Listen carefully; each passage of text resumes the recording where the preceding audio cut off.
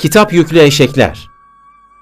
Kendilerine Tevrat yükletilip de sonra onu taşımayanların durumu, kutsal kitap parçaları taşıyan eşeğin durumu gibidir.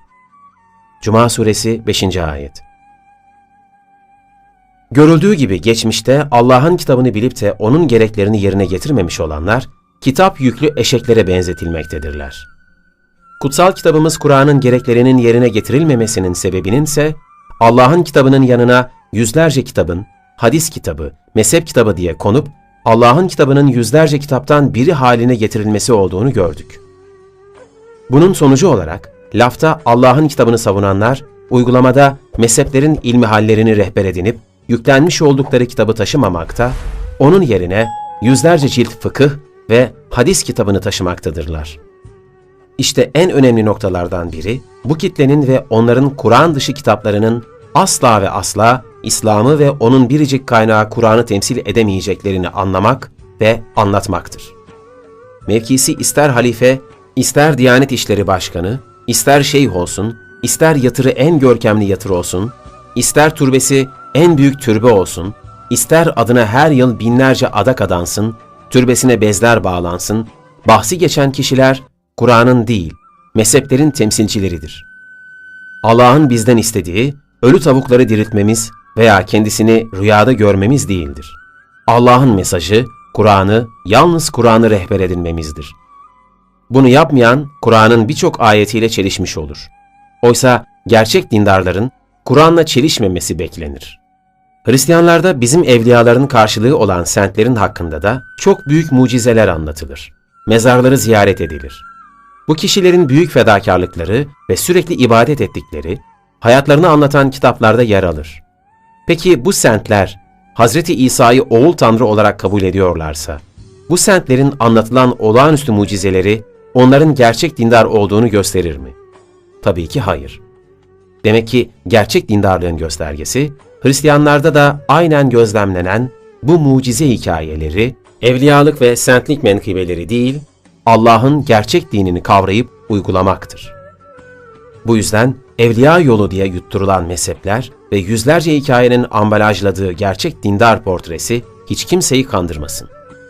Bu hikayeler doğru olsaydı, Hz. İsa'nın ilah olduğu iddiası da doğru çıkardı. Ne garip tablodur ki Kur'an'ı satanlar, Kur'an'a sahip çıkıyor, büyücülerin ve muska yazanların hoca efendi diye etekleri öpülüyor, dini maddi ve manevi menfaatlerini sağlama aracı görenler, bir de utanmadan kendileri gibi olmayıp, kendilerince kötü örnek olanları kafirlikle suçlayıp afaroz ediyorlar. Bu tiplerden siyasete bulaşmış, tarikat şeyhi olmuş, İslam'a hizmet diye ortaya çıkmış, Tevbe suresinden alıntıladığımız ayetteki gibi saf insanların paralarıyla semirmiş olanlar da vardır. Cahil, geleneklerle dini karıştıran kişiler bunların makamlarına, milletvekili, müftü, şeyh sıfatlarına veya kimisinin uzun sarığına ve sakalına kanarak dinin kendisi olan Kur'an'a koşacağına bunlara koşmaktadırlar. Kur'an, insanların güdülen sürüler değil, aklını işleten insanlar olmalarını ister ve peygambere bile bizi güt demelerini yasaklar. Bakara suresi 104. ayet. Oysa Kur'an'dan uzaklaştırılan halk, menfaatler doğrultusunda güdülmek istenmiş ve peygamberden başka hiç kimseye onay vermeyen dinimizde uydurma kutsallar, uydurma mezheplerle bu işe soyunmuşlardır. Halk bu yalan çarkını fark etmesin diye Kur'an'ın tercümesine de karşı çıkılmıştır. Yanına yüzlerce cilt uydurma kaynakta konulmuştur. Halkın geneli bu kesimi yaptığı şamata ve göz boyama yüzünden dinle özdeşleştirmiş ve bunları gerçek dindar sanmıştır.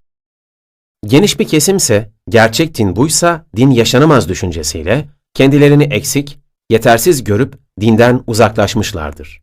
Bir kesim mezheplerin uydurmaları nedeniyle dinden uzaklaşınca suçluluk psikolojisiyle Kur'an'ın anlattığı dinin gereklerini de yerine getiremez olmuşlardır. Bu kesimin gerçek dini öğrenmesi ve dinin yaşanabilir olduğunu anlamaları, kendilerine güvenlerini kazanıp dini yaşamaya niyetlenmeleri açısından hayati öneme sahiptir. Gerçek dindarlar dine sahip çıkmalıdır ki, uydurma dinlerini, din ve uydurma kutsallarını gerçek dindar sananların uydurmalarından artık kurtulalım. Her konuda olduğu gibi gerçek dindarın kim olduğunu anlamada da hüküm yalnız Kur'an'a göre verilirse sorun çözülecektir. Şüphesiz Allah'ın sana gösterdiği gibi insanlar arasında hükmetmen için kitabı gerçek olarak indirdik. Nisa suresi 105. ayet.